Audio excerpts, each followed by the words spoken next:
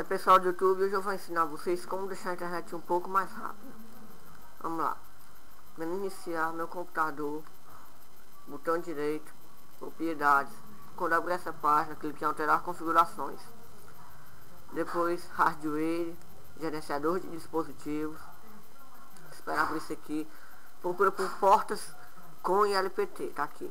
Abrindo isso aqui, clique na primeira opção, porta de comunicação COM1. Depois em configuração de porta. O meu já está na última opção, que é a mais rápida, mas no seu vai estar 9600. Clique nele, coloque na última, que é a mais rápida, bits por segundo. Clique OK. Você vai sentir a diferença. Agora, se sua internet for muito rápida, já de 10 MB, 5 MB, você não vai sentir tanta diferença.